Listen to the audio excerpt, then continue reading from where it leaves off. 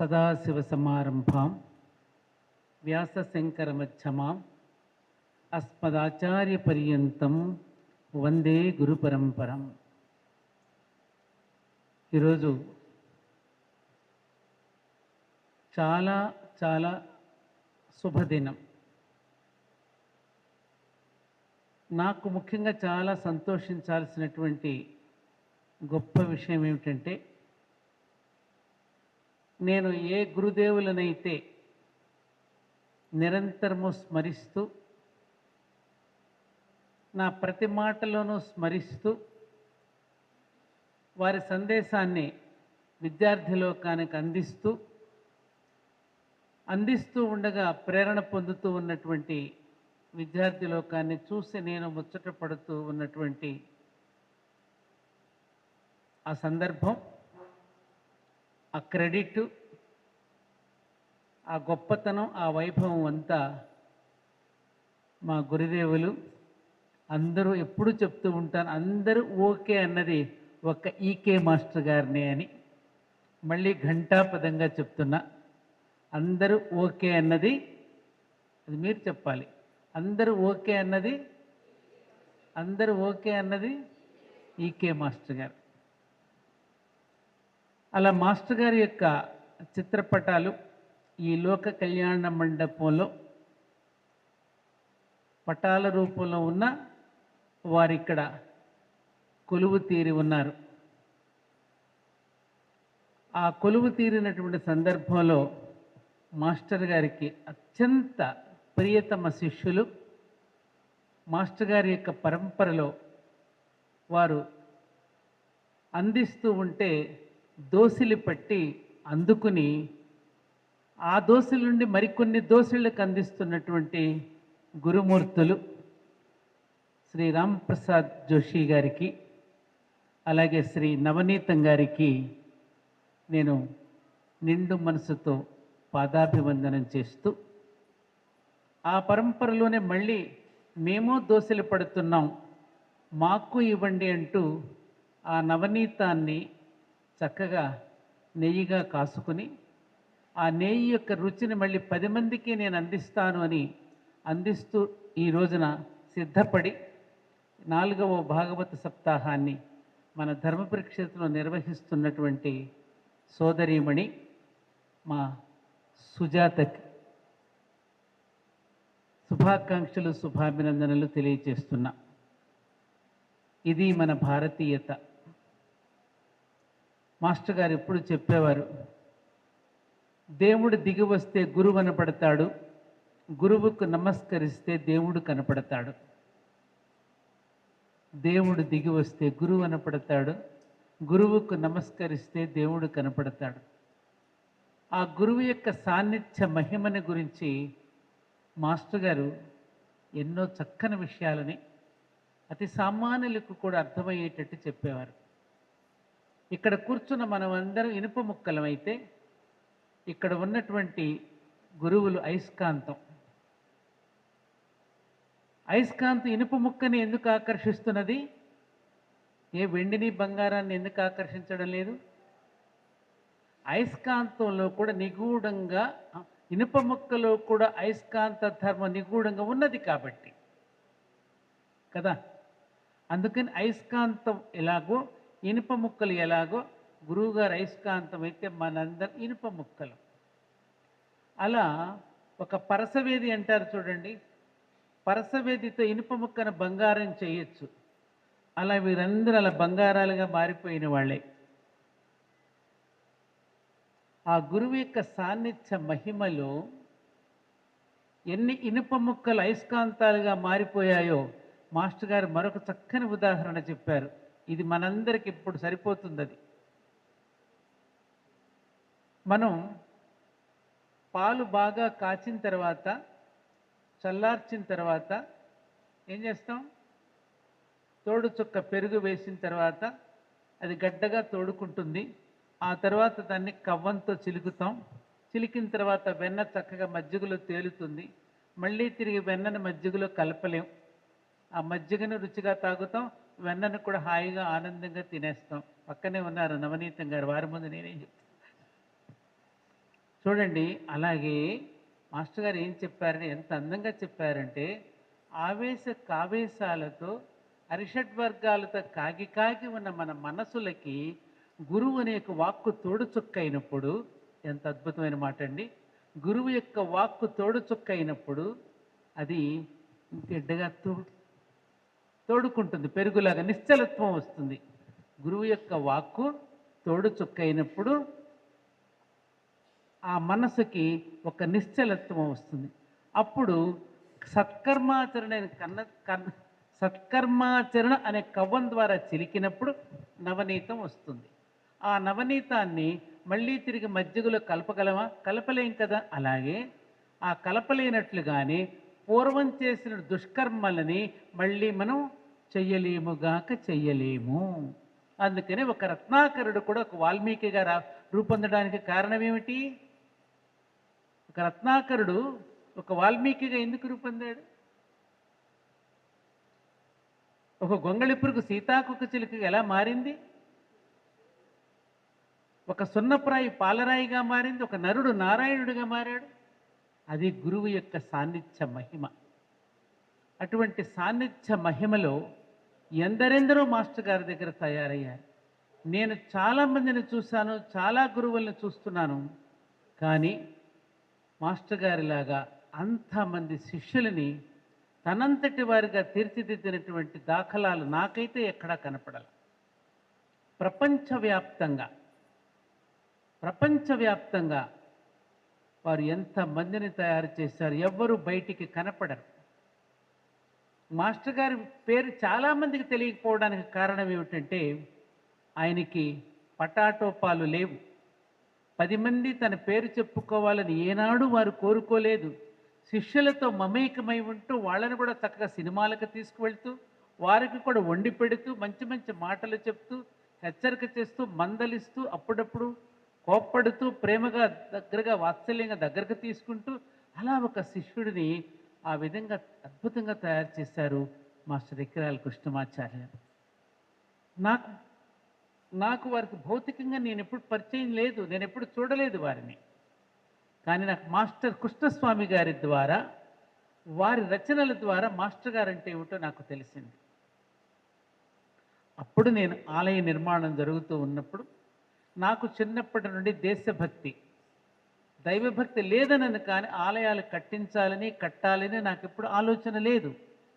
నాదెప్పుడు సామాజిక స్పృహతో కూడినటువంటి ఆలోచనలు ఉండేవి తప్ప, ప్రకృతిని పరిశీలిస్తూ ప్రకృతిని ప్రేమించడం తప్ప ఆలయ సాంప్రదాయం పట్ల నాకు అంతగా ఆసక్తి కూడా ఉండేది కాదు.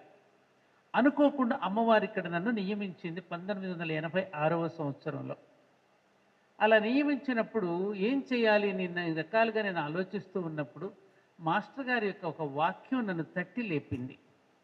శ్రీ ధర్మపురి క్షేత్రాన్ని మానవ ధర్మ శిక్షణా కేంద్రంగా మలుచు. అసలు మన పూర్వీకుల ఆలయ సాంప్రదాయాన్ని ఎందుకు ఇచ్చారు, దేనికోసం? ఇది ఒక సమాజ సంక్షేమ కేంద్రం.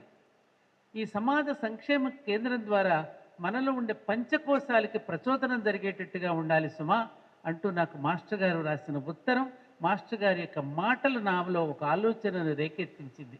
అందుకనే శ్రీధర్మపురి క్షేత్రం మానవ ధర్మ శిక్షణా కేంద్రంగా మలుచుకోవాలి అనే ఒక ఆలోచనతో ఇక్కడ జరిగే ప్రతి కార్యక్రమం సామాజిక స్పృహను అందించేటట్టుగా ఒక సందేశాత్మకంగా ఉంటుంది తప్ప ఏదో వచ్చాం, ప్రదక్షిణలు చేసేసాం, కొబ్బరికాయలు కొట్టేసాం, వెళ్ళిపోయాం అనేది కాకుండా, మన్ని మూలాధారం నుంచి సహస్రారం వరకు మన ప్రయాణం ఎలా సాగుతుందో, కుండలిని ఏ విధంగా యాక్టివేట్ సహస్రారంలో స్వామివారితో కలుస్తుందో, ఆ విధంగా మన ఆలోచనలన్నీ కూడా ఆ విధంగా ఊర్ధ్వలోకంలోకి ఉండాలనేటటువంటి దీంతో ఇందులో చాలామంది మనలో మానవులలో ఎల్కేజీ స్థాయిలో ఉండేవాళ్ళం ఉంటాం, యూనివర్సిటీ స్థాయిలో ఉండేవాళ్ళు ఉంటారు. అన్ని స్థాయిలో కావలసిన వాళ్ళందరికీ అందిస్తూ జరుగుతున్నటువంటి నేపథ్యంలో చాలాసార్లు నేను మా శ్రీమతి సుజాత గారిని వేద పఠనానికి పిలిచినప్పుడు వారి శిష్య బృందంతో వచ్చి ఇక్కడ చాలాసార్లు వేద పఠనం చేశారు. నేను పిలిచినప్పుడల్లా వారు వచ్చి ఇక్కడ కార్యక్రమాలు చేయడం, మన దేవీ నవరాత్రులలో కూడా వారు చక్కగా ఇక్కడ శ్రీచక్రాన్ని ఏర్పాటు చేసి ఆ శ్రీచక్రంలో అమ్మవారి యొక్క నివాసం ఎలా ఉంటుందో ఒక్కొక్క ఆవరణను గురించి అందరికీ కూడా వారు ఎంతో చక్కగా వివరణనిస్తూ ఆ రోజున చేసిన హోమము, ఆమె చేసిన పూజా కార్యక్రమాలు చూస్తూ ఉన్నటువంటి సందర్భంలో వారి మధ్య మధ్యలో పిల్లలకి కావలసిన విషయాలను చెప్తూ ఉన్నప్పుడు అప్పుడు ఈ భాగవతం అనేటటువంటి విషయం ప్రస్తావనకు వచ్చినప్పుడు ఈ భాగవత సప్తాహం ధర్మపురిలో చేద్దాం. మాస్టర్ గారిది కూడా 100 సంవత్సరాలు పూర్తి చేసుకుంటున్నటువంటి శతజయంతి ఉత్సవాల సందర్భంలో ధర్మపురిలో కూడా ఒక కార్యక్రమం చేయాలని ఆ సంకల్పం ఈరోజు ఈ విధంగా నెరవేరి ఇటువంటి మహానుభావులు వారు బెంగళూరు నుంచి రావడం, అలాగే నవనీతం గారు రావడం నాకు చాలా సంతోషం కలిగిస్తోంది. ఎందుకంటే ఇప్పటి తరానికి ఇప్పుడు తరం అంతా ఒక రేషనల్ అవుట్లుక్ అనేది యుగధర్మంగా వచ్చింది కాబట్టి ఆనాడు మనం ఎవరిని ప్రశ్నించేవాళ్ళం కాదు, మన పెద్దవాళ్ళు ఏదైనా చెప్తే దాన్ని ఆచరించేవాళ్ళం. కానీ ఇప్పటి తరం ప్రశ్నిస్తోంది మనల్ని. ఇందాక చూసాం మన పిల్లలు, ఆ చిన్న పాప కూడా చక్కగా ఉచ్చరిస్తే ఎంత బాగా చదివిందండి. మనం ఎలా మౌల్డ్ చేస్తే వాళ్ళు అలా మౌల్డ్ అవుతారు కదా. మనం ఎలా తయారు చేస్తే ఆ ముడి సరుకును ఆ విధంగా చక్కగా తయారు చేయడానికి ఆ పిల్లలే మనకి ఉదాహరణ. ఇప్పుడు ఉన్నటువంటి తరానికి మంచి తీర్థం అనేది ఒకటి ఉన్నది అని కనుక తెలియచేస్తే ఈ తీర్థం తీసుకోవడానికి వస్తారు. ఈ తీర్థం అనేది ఒకటి ఉన్నది అని తెలియకపోతే ఆ మురుగు నీరు తాగుతారు వెళ్ళి, బయటికి వెళ్ళి. మనం చూస్తున్నాం ఇవాళ 14-15 సంవత్సరాల పిల్లలు కూడా మత్తు పదార్థాలకు అలవాటు అయిపోయి వాళ్ళ జీవితాలను ఎలా ఛిద్రం చేసుకుంటున్నారో, ఎలా నాశనం చేసుకుంటున్నారో మనందరం చూస్తున్నాం. అలా పోనివ్వకుండా కాపాడుకోవడానికి చాలామంది, ముఖ్యంగా నేను ఇప్పుడు కాసేపు ఉన్న తర్వాత ఒక 60 మంది స్టూడెంట్స్ వస్తున్నారు ఇక్కడికి. వాళ్ళకి మాస్టర్ గారు ఏం చేశారంటే ఎంత చక్కగా మన శరీరంలోనే రామాయణం ఉన్నది, మన దేహంలోనే మహాభారతం జరుగుతోంది, మన దేహంలోనే దక్షయజ్ఞం జరుగుతోంది, అన్నీ మన దేహంలోనే జరుగుతున్నాయి. ఇది మనకు తెలియదు. దానిని చక్కగా సమన్వయం చేస్తూ శాస్త్రీయ పరంగా, వైజ్ఞానిక పరంగా దానికి సమన్వయాన్ని మాస్టర్ గారు చక్కగా అందించగలిగారు. అలా ఎవరు ఇవ్వలేదు. ఒక లలితా సహస్రనామ, ఒక జిఎల్ఎన్ శాస్త్రి గారు మాస్టర్ గారి దగ్గర తయారైన వారి ఆ లలితా సహస్రనామ వివరణ చదవండి, ఎంత అద్భుతంగా ఇచ్చారని శాస్త్ర రహస్యాలని. అలాగే ఒక ఐగిరినందిని ఒక్కరేమిటి మాస్టర్ గారి దగ్గర అలా తయారు ఎన్నెన్నో గ్రంథాలు రచించి ఇవాళ ఎంతో మందికి మాస్టర్ గారు జీవితాలను ఇస్తున్నారు. జీవితం నలగడానికి కాదు ఉన్నది మానవ జీవితం, మానవ జీవితం భూమి మీద మాధవుడై వెలగడానికి. మానవుడు నలిగిపోవడానికి కాదు ఉన్నది, మానవుడి భూమి మీద వెలగడానికి. విద్యార్థి నలగడానికి కాదు ఉన్నది, విద్యార్థి వెలగడానికి. అలా ఒక్కొక్క మాటతో మాస్టర్ గారు ఒక పురాణ పురుషుడు కానివ్వండి, ఒక పురుషమేధం కానివ్వండి, ఒక భాగవతం కానివ్వండి, మాస్టర్ గారు రాసిన పుస్తకాలు ఎన్నెన్ని పుస్తకాలు, ప్రతి వాక్యము కూడా మన జీవితానికి మనకు ఆన్సర్ దొరికేస్తుంది మాస్టర్ గారి సాహిత్యంలో. అంత అద్భుతమైనటువంటి సాహిత్యం, అందులో ముఖ్యంగా భాగవతం. ఆ భాగవతాన్ని మాస్టర్ గారు 16 కదండి పుస్తకాలు, 16 గ్రంథాలుగా మనకు అందిస్తే దానిని మన పార్వతీ కుమార్ గారు ఇక్కడే ఉన్నారు. పార్వతీ కుమార్ గారు, అక్కడ ఎంఎన్ రావు గారిని ఎంతమందో మాస్టర్ గారి అలా తయారైన ప్రతి ఒక్కరూ కూడా దానిని మరింతగా మరింతగా మరింతగా ఎవరికి ఏ రీతిలో కావాలో ఆ రీతిగా అందించేశారు. ఒకసారి మాస్టర్ గారిని ఒక ప్రశ్న వేశారు, నేను కూడా వేశాను ఒక ప్రశ్న ఒకసారి కృష్ణస్వామి గారిని. మేము 10 మందిమే కూర్చున్నాం అక్కడ. నాకు ఆశ్చర్యం వేసింది. ఆ అద్భుతమైనటువంటి ఒక ప్రసంగాన్ని విని నేను ఆశ్చర్యపోయి, మాస్టారు ఏమిటిది, మా తప్ప, ఏం జనాల్ని ఏమో మేము సమీకరించలేకపోవడం మా తప్ప, ఈ వేదిక సరిపోదే మీ ప్రసంగానికి, మామూలుగా మాట్లాడుతుంటే స్వామీజీలు మాట్లాడుతుంటే లక్షల్లో ఉంటున్నారు అక్కడ. స్వామి ఆయన ఎవరు, రాజమండ్రి నుంచి వచ్చేవారు, ఆయన పేరేదో నాకు చైతన్యానంద స్వామి, చూస్తే లక్షల మంది పందిరిలో ఉంటున్నారు. ఇంత గొప్ప ఉపన్యాసం ఏమిటండి, తప్పు పొరపాటు మాదా లేకపోతే ఏమిటి జరుగుతుందో నేను ఆశ్చర్యపోయిన అడిగితే అద్భుతమైన ఒక సమన్వయం చెప్పారండి ఆయన. చూడమ్మా, బాగా అర్థం చేసుకోండి ఇది. చూడమ్మా, మన ఇంట్లో పెళ్లి జరుగుతుంది. పెళ్లి జరిగినప్పుడు వెనక వంటశాలలో ఎంతమంది ఉంటారు? వంట వండే వాళ్ళు 3-4 ఉంటారు, కూరగాయలు కోసే వాళ్ళకి 2-3 ఉంటారు, పాత్రలు కడిగే వాళ్ళకి 2-3, మొత్తం కలిపితే 10 మంది ఉంటారు. హడావుడంతా ఎక్కడ పెరుగుతుంది? భోజనాల దగ్గర పెరుగుతుంది కదా. భోజనాల దగ్గర పెరిగితే సాంబార్ పట్టరా, అప్పడాలు పట్టరా, వంకాయ కూర పట్టుకురా, పచ్చడి పట్టరా, మజ్జిగ పట్టరా అని అక్కడ హడావుడి పెరుగుతుంది. అప్పుడు పెరుగుతుంది. ఇప్పుడు కృష్ణద్వయ కృష్ణద్వైపాయనుడనే వేదవ్యాస మహర్షి ఆనాడు కృష్ణద్వీపం దాటి ఎవలికి రాలేదు, యువతల వాళ్ళు ఆవలికి వెళ్ళలేదు. ఆయన చుట్టూ ఎంతమంది ఉన్నారు? 10 మంది కంటే ఎక్కువ మంది లేరు, 5-6 ఉన్నారు. మరి ఆనాడు కృష్ణద్వైపాయన వ్యాస మహర్షి రాసిన భారతం, భాగవతం, వాల్మీకి మహర్షికి రామాయణం ఇన్ని యుగాల నుండి ఎలా నిలిచింది? అప్పుడు ఏ కటౌట్లు లేవే, అప్పుడు ఏ పబ్లిసిటీ కూడా లేవే, మరి ఇన్ని యుగాలుగా ఎలా నిలిచిపోయింది? కాబట్టి మాస్టర్ గారు లాంటి వాళ్ళు ఆ కోవకు చెందిన వాళ్ళము.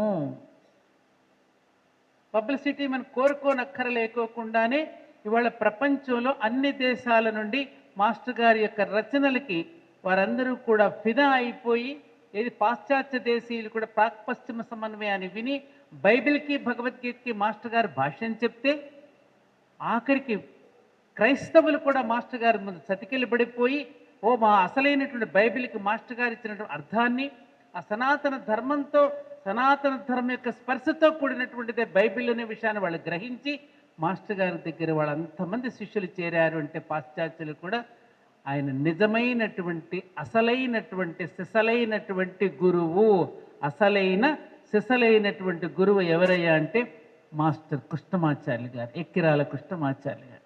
ప్రతి మనిషిని కూడా పైకి ఎక్కిరా ఎక్కిరా ఎక్కిరా ఇంకా ఎక్కిరా ఎక్కిరా అంటూ ఈ అధోలోకంలో పడిపోకుండా ఊర్ధ్వలోకాలకు మళ్ళీ ఎక్కించడానికి వచ్చిన వారే ఎక్కిరాల కృష్ణమాచార్యులు గారు. నేను ఎప్పుడూ చెప్తూ ఉంటాను, ఇది నిజం.